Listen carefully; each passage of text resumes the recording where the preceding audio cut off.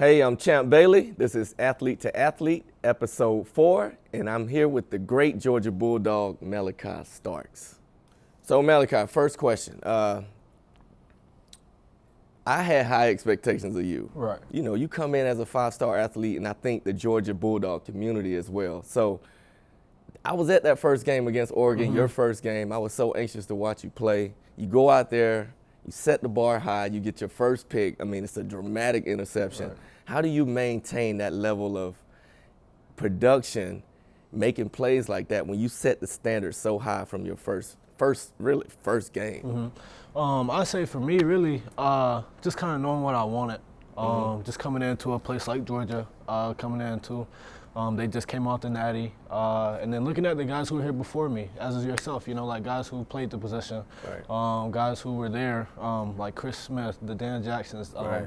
those guys. I wanted to come in and they have a certain standard here, and it's always been here, and I just wanted to raise the standard. Right. And then, you know, my family and the people around me kept me grounded, and just kind of knowing the things that I wanted didn't let me fall back into like, oh, okay, I had a cool first Right. game, let me sit on it. No, I wanted to get better and better as I kept going. Okay, well, that's great. I mean, as a freshman, you come in, you learn. You mentioned Chris Smith.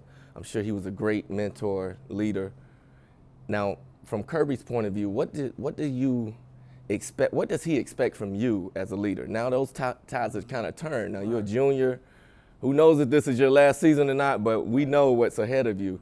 But right now in the moment, what does Kirby expect of you now in a leadership role? Kind of the same things that he expected from Chris when I came in. Yeah. You know, like you said, the roles kind of flipped. So kind of to be that voice of the room, of the defense, Yeah. and just kind of make sure guys know the standard, and I don't let them slip below the standard. Right. Because it's held to a very high point here. And, you know, I think one of the things that's able to help me, I followed the right people that were leading when I was here.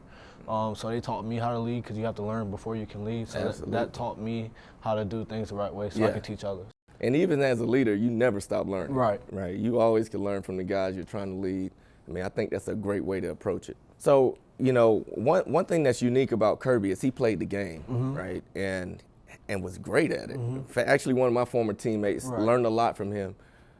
You know, from his perspective, how has that helped you? Because his perspective is a lot different from the average coach. Yeah. So how has his playing experience rubbed off on you? Right. I think him playing that position and him being so passionate about it, you know, he just stays on it. Yeah. He just stays on it. You know, he comes in the meeting room and, you know, it's very interactive. You know, he doesn't just let you sit there. He wants to talk. And I think him having that experience, it allows him to see things through a different point of view. So, like, he's not just a random coach telling you what to do. He's lived it. He's experienced it. You know, he's bringing the actual knowledge to the game that you want to learn. Okay. And for him to do it at a high level, you know, you just want to learn from him. You know, you just want to soak up all that knowledge that he has and be able to take it in and put it back on the field. Yeah, so it sounds like he still has that same confidence he had when he used to strap him up. Yeah. So I mean, I get it, man. The dude was a good player. Yeah. So I know the type of leader he is. He's very fiery, and that's what I expected from him when I played with him. Like, this dude knows the game. Right. So it's good to see him in this role, man. It's you know, it's one of those things I didn't see back then, but now that I see it, it's like, oh, it makes sense. Right. Yeah, it makes sense. Okay, I mentioned I've seen you play since you were a kid. Like, I've been watching you and waiting for this moment for you to get to Georgia, hopefully. Right. But I mean, we both grew up here. Like, I knew I was going to Georgia when I was a little jit. Like, Right. I was a little kid and I knew. But when did you find out or really realize, okay, I'm going to Georgia? That's because I've always been a Georgia fan. Yeah. You know, it being right down the road. You know, seeing guys come play here that I looked up to. It was always kind of in the back of my head, but I don't think it really hit me until maybe like 10th grade. When I started to get those offers and football started to become more serious for me. I just thought about it and I was like, why would I not want to play in my backyard, you know? Like, I'm right at home, why would I go anywhere else? And, you know, just being at the level that it was here, I felt like I could come and get developed and just be a better version of myself. So I thought it was the best idea. So I would say high school is when it really hit me. So it's been really good for your family because you really close to home. Right. Like, you're even closer than I was. I mean, I'm 4 hours away. you're right down the street in Jefferson. I went home last night. See, there you go. So for your family, that's a blessing. I know for me it was a long drive to get up here, but it was always a great experience because I could tell you all the different experiences going back and forth, man. It was the memories. I mean, they're like top of mind always because that was part of the experience, bringing your family along. Now, one debate I had with my brother Boss was, what position would you play in college? And I'm like, man, I'm always pushing athletes to play corner because it's rare to have size and to be able to stick with people. I was one of those guys. One of my mentors, Deion Sanders, was one of those guys. I saw Rod Woodson do it at a bigger size, Charles Woodson. Right. I mean, these guys were the prototypes and guys I modeled my game after. But for you, when did you know what you were going to play at the next level? I didn't know until I got here. if I'm being honest. Cause I mean, in high school, I played a little bit of all of it. I moved around the corner some. I played safety. I played linebacker a few times. I don't know how that happened, but when I got here, I kind of knew it was going to be the safety part. By the way it was looking, but I didn't have like a preference. I know I really liked corner, just cause I kind of like just being down there. It gives like a different type of feeling. But the more I got into it and I started doing more indie drills at safety and stuff like that, it really kind of settled in like, okay, this is my spot. Yeah, that's funny because, you know, as a corner, when I got here, I knew I was recruited for corner, but I wanted to play everything. And I got lucky, and I was fortunate enough to have a coach that allowed me to play a lot. But one thing about corner and safety, although we're in the secondary, it's two different things. Yeah. It's two totally different mindsets, so to speak. But I know as a defensive back, tell me, like, that ball's going to go over your head from time to time. Right. You're going to see somebody run past you, score. You're going to miss a tackle. How do you get past that? Like, what's been your mindset, or at least your mental makeup to help you get past those moments when big plays happen against you? I'd just probably say my competitive, like, just how competitive I am, you know? I love to compete. I think it makes up, you know, more than half of my game is who I am as a person. You know, and I know, like, as a position that you've played and I play, you know, it's never going to go perfect. We're never going to have a perfect game. It's never going to go our way. So, you know, just when those stages do happen, I'm like, I can't fix it. Like, I can't change what just happened, but I can fix the next play. And that kind of helps me just get back up and, you know, just go out there and compete. I want to be the best that I can at all times. Okay, good. And, you know, like, so, like, I guess the same question for you, you know, you doing it at such a high level, you know, at such a long time. How did you keep that mindset when you were out there on that island? You know, I honestly can't say there's one particular way to think about this, but what I always believed in was the work I put in. So the work I put in helps me develop certain instincts to go out there and react a certain way. But when bad things happen, I'm like, well, that's on me. You know, I don't feel like I was defeated. I just lost that down.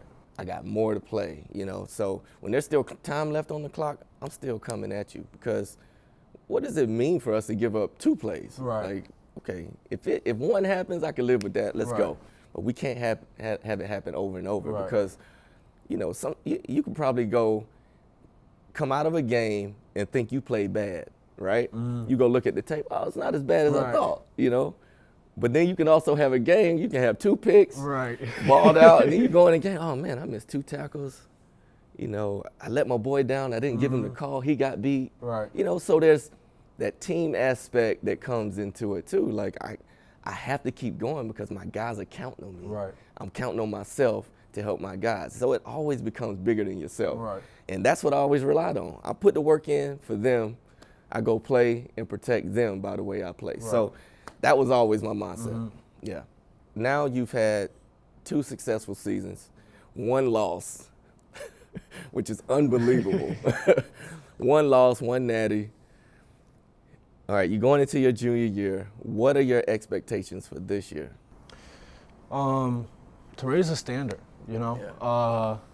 like I said, it's held You at a say very, raise the standard? raise Oh it. my God. Okay. It's held at a very high level. You Yeah. know, to go out and compete with the best of the best, you can never stay steady. Yeah. You know, if you stay steady, you're always going to get passed. Yeah. And we just want to keep moving. And you know, ultimately the goal is to get back to the Natty. Yeah.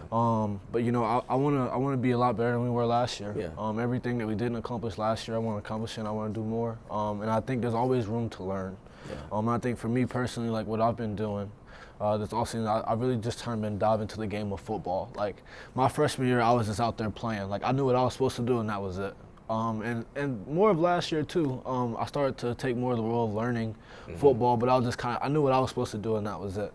And you know, going into that junior year, you know, kind of being the leader of the room and things like that, I wanted to really figure out what we were really doing in the defense. Okay. Not just what I was doing. What was my corner doing on the other side of the field? What is my star doing? What's the front of the line? You know, like what are the calls that the linebackers are making? I wanted to really dive into the defense and learn more. Yeah, and I agree with you. Raising the standard has to start with you. So, you know, learning more things, because I can tell you as a corner, you don't get to see a lot. Right. But as a safety, you pretty much see everything. everything. So I never learned what my D lineman was doing until I got to the league. Like, it just wasn't part of my job. Right. My job is hard enough. Let me go do my job the best of my ability, and they'll Right. take care of what they take care of. But as I got older, start realizing the more I know, the more I can help. Right. You know, the more I can teach guys, and that was just the way I handled it. So I'm happy to hear you say raising the standard. I mean, although the standard is high here, you can always do more. Right. You can always do more. You can always lead better. So I commend you for that. So earlier we talked about Coach Smart and you know, him being a teammate of yours and things like that. So what was it like? Because I know what it is like for me having him as a coach, but like, what was it like for you, him being a teammate, him being in secondary with you? It's probably not much different from what you experienced. I mean, he was very, not as animated and hyper as he is now, but he was, you gotta think, I came in 2 years after him, so he was my senior, so to speak. He was the guy in the room that knew everything. He had played a few downs already, some experience. And then here I am, this good athlete. He really did teach me a lot because his strength was the mental part of the game, knowing how to get lined up, getting us lined up. But he could also make plays. And, you know, being one of the all-time leader in interceptions here at Georgia. I mean, he was a player and a coach on the field, and I didn't really appreciate it when I got here, but I've always been a student of the game, and I've always let the leaders lead, and I just follow. But he taught me a lot about the X's and O's. But I could just remember on little occasions throughout games and practice, he would just make little comments about my game and what I was doing. He probably didn't understand at the time. That gave me so much confidence because that's all I was trying to do was impress the older guys. And earn their respect. And I knew if I could earn his, it'll rub off on everybody else. And that's what I did. I focused on just getting better and getting better. He gave me those compliments, and it fueled my intensity and my want to just do more and get better and better and better. And, you know, ultimately I did exactly what he predicted. I'd be the first corner taken in the draft. And, you know, he saw things I didn't see. I was just trying to work. And, you know, I got to give him a lot of credit for that. That's awesome. Okay, I got a question. So, you know, it's different for everybody. Like, everybody's journey coming to college is a little different. So I said, like, can you kind of take us through your journey and how it was for you, you know, deciding to come to Georgia, and like what happened when you got, because like when freshmen come in, it's hard and trying to keep that confidence and build on it. So like, can you kind of take us through that journey of yours? Well, I got to say it's different, right? You guys have way more distractions than we had coming in. You know, you got the NIL, you got all these rankings, and guys really buy into that. To me, it's a distraction because ultimately what matters is what you do on the field. And if you don't do that, none of the other stuff is going to, it's not going to really progress you into anything bigger and better. I think everybody that comes in the building, especially scholarship players, their goal is to get to the league. So you got to figure out what that means. And, you know, for me, that was our mindset. We couldn't make money off the field. We couldn't do content. There was no social media. So it was really football or nothing. That was the way we were kind of taught growing up. I mean, unfortunately, it blocked a lot of things out that we probably needed to learn about. But ultimately, it was just football. And my mindset was to just be the best player I could be, earn respect, and just keep going and getting better and better and better. So for a freshman now, it's just keep the main thing. Focus on why people are talking about you in the first place, Right. and everything else will fall into place. Just the game is what got you here. The game is what get people to talk about you. Focus on the game. Yeah. Can you kind of? Cause I think for me, I had that moment in practice during fall camp. Like, so can you remember a moment where you were like, when you got here as a freshman, you're like, you made a play or practice or whatever, and you're like, oh, okay, I'm gonna be okay. Like I'm meant to be here. Yeah, that's a great question because, I could remember some plays because you got to think I'm sitting at home and I would hear about all these All-Americans here and there, and then when you get to campus, it's a little daunting because, I came from a Class A school, like single A school, small school. I was the best in my hometown, but hey, Right. I'm with the big dogs now. All these dudes from Atlanta coming in.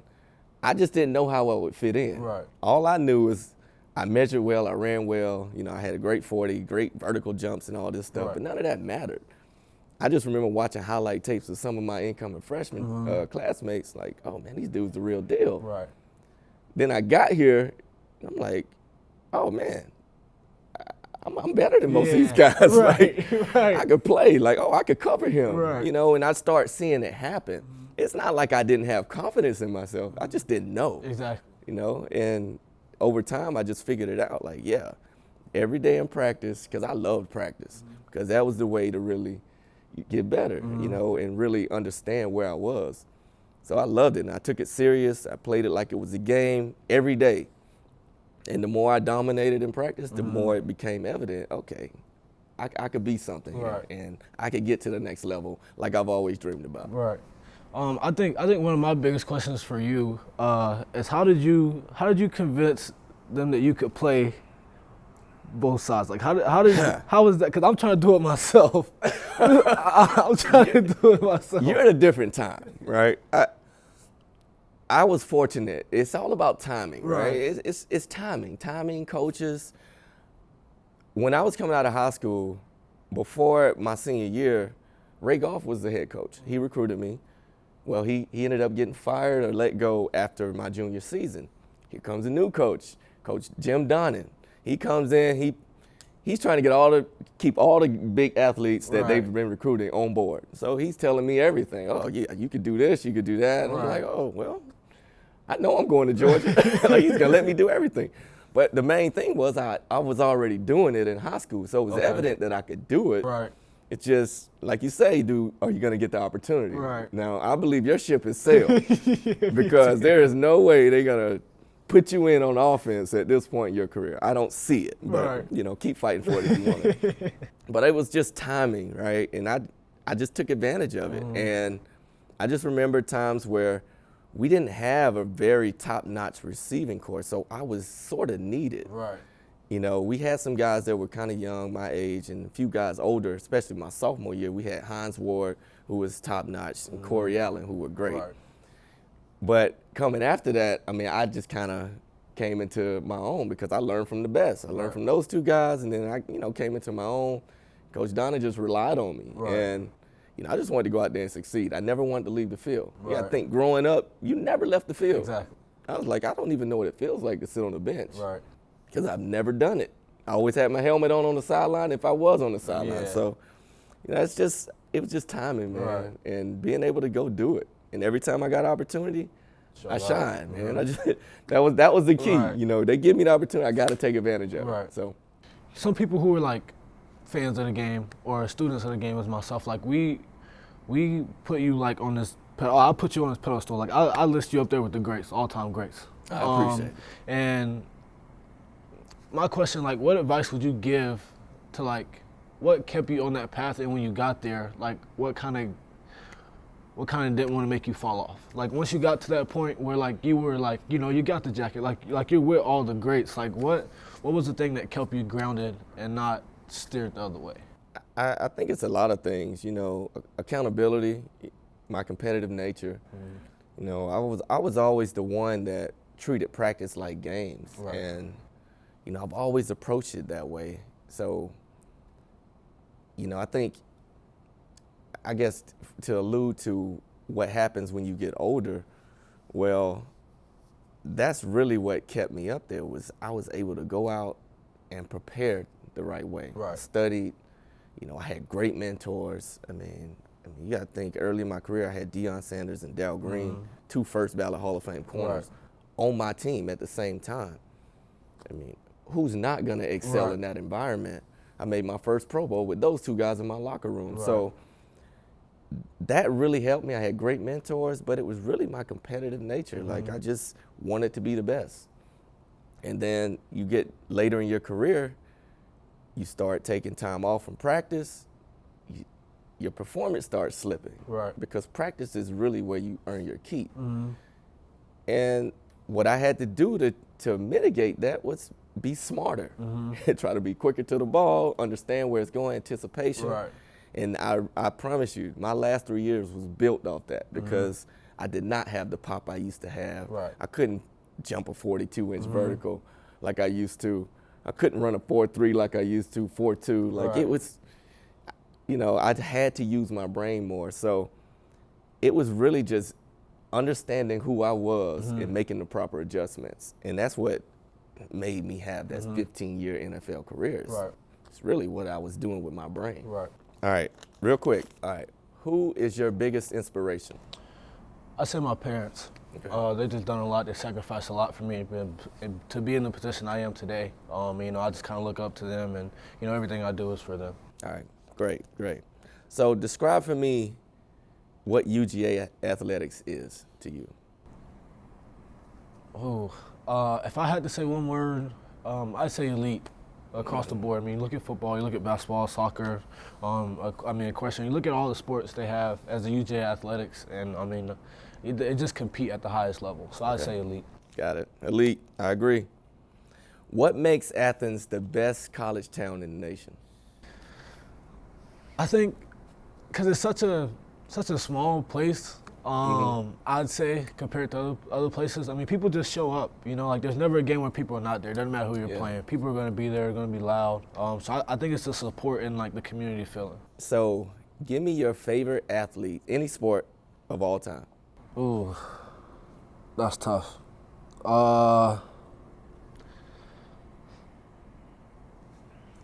That's tough. You got many to choose from. There's no wrong answer. I'm gonna go basketball. Basketball is my first love. So I would say Michael Jordan. He would be my person. Yes, sir. That's for a young guy. That's a good answer. Yes, sir. All right.